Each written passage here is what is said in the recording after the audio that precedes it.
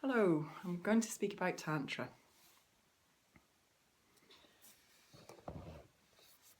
Tantra to me is truth. It's that connecting to absolutely what is in an embodied way. So it's staying in our bodies to experience absolutely everything that is coming towards us to experience in our bodies. If you speak to others, many people have very, very different ideas of what Tantra is. So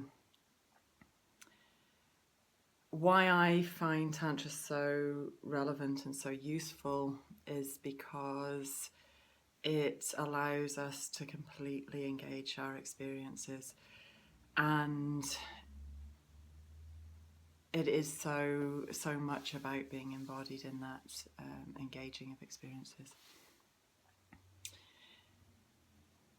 It's not about picking out the bits that we like and leaving the rest. It's about fully engaging everything. One of the definitions of the word Tantra is liberation through expansion. So it's about completely engaging with something to the extent that we're liberated, that we expand through it and we're released from it.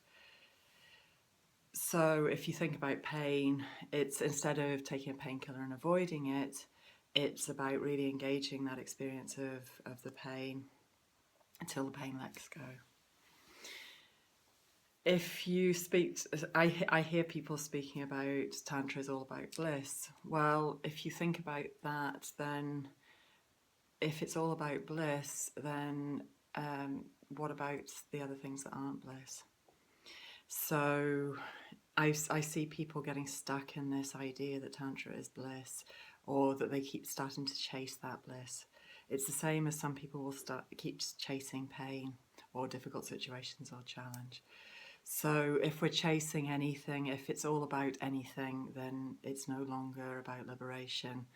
And to me, that's no longer Tantra.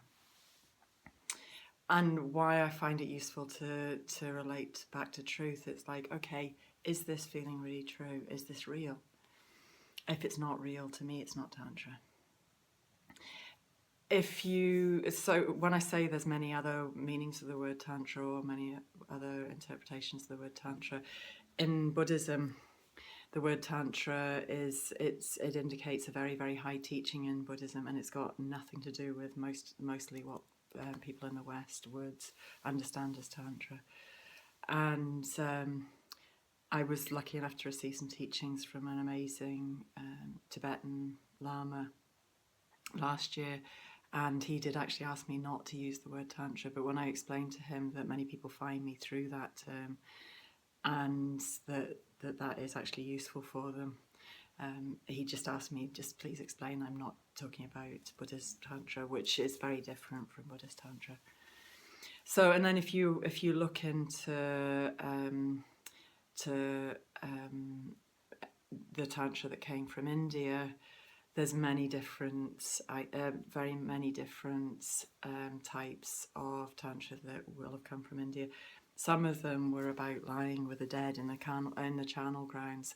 So, which to me is actually not that different from what I understand some of the priestess initiations would have been in our own cultures. It's that being with, if you can lie in the dark with putrefying bodies, then really you're starting to release yourself from attachment. So yeah, so that's why I find it so useful. It's a term that I have considered many times to let go of, because in our culture it is becoming quite a charged term.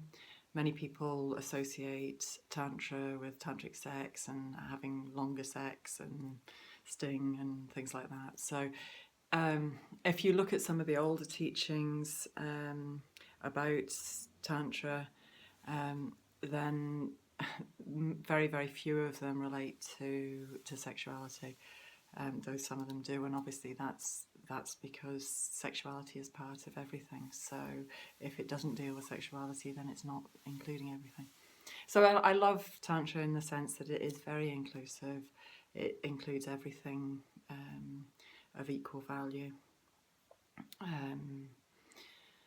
without filtering things out and without judgment, and hence it's incredibly liberating and empowering.